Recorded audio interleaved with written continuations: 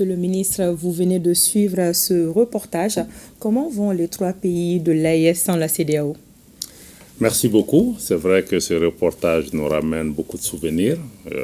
On réalise qu'il y a déjà un an que nos pays ont quitté la CEDEAO et je vois un peu toute la mobilisation qu'il y a eu autour de ça. Je peux dire sans risque de me tromper que nos pays, le Burkina Faso, le Mali et le Niger, restent debout, restent dignes, restent résilients, mais aussi nos populations restent confiantes en leur avenir.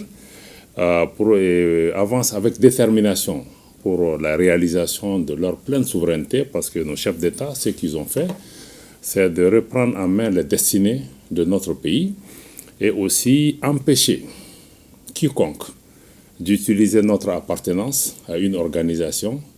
Le fait que nous ayons abandonné une partie de notre souveraineté pour la réalisation de l'unité africaine ne peut pas être utilisé en retour pour pouvoir punir, affamer nos populations et même menacer d'agresser nos pays.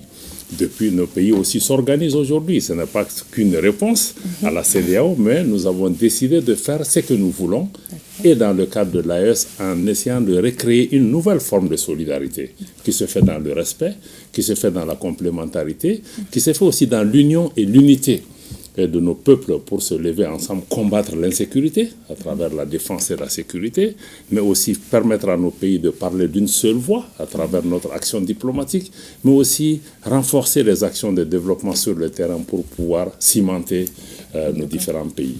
Donc c'est vraiment le message. Nous restons debout, nous avançons et nous regardons l'avenir avec beaucoup d'espoir, avec le sentiment que nous nous sommes réappropriés nos pays et nos destins, et c'est ce qui est le plus important. Notre histoire sera désormais écrite par nous-mêmes et pas par d'autres. Ok.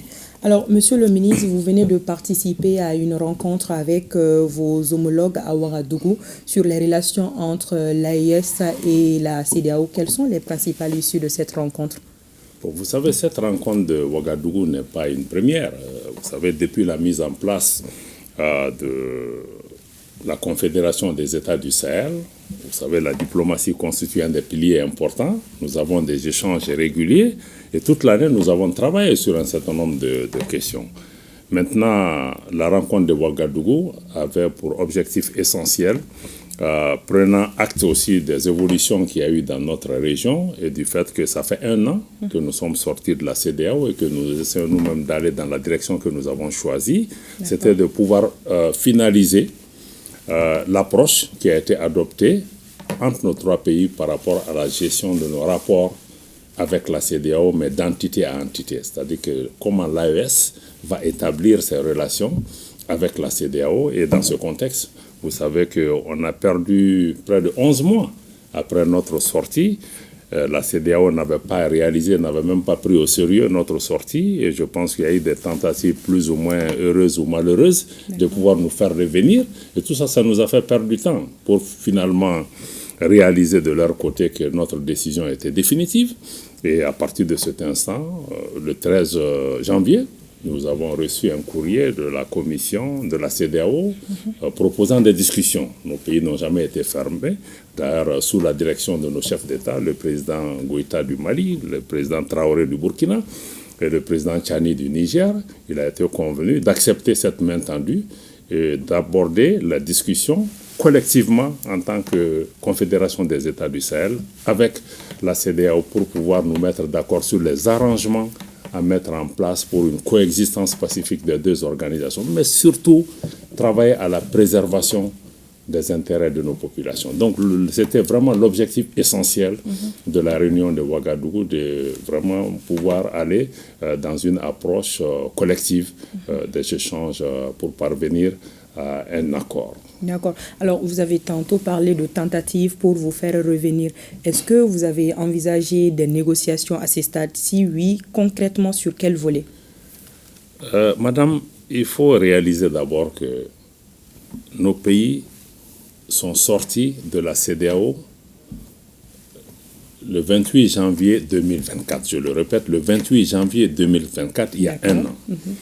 Donc, pour nous, toute discussion ne peut porter que sur la suite de notre retrait par rapport à ça. Donc, maintenant, vous savez, C'est une organisation qui a été bâtie quand même sur plusieurs décennies. Il y a plusieurs accords, arrangements qui ont été mis en place. Donc c'est nécessaire. Quelqu'un a parlé, je pense que j'écoutais le Premier ministre tout à l'heure, il parlait en tant que porte-parole du gouvernement, il a parlé de certains, ou bien c'est le journaliste qui a parlé de divorce. Même dans le cadre d'un divorce, tout ne se règle pas en un jour.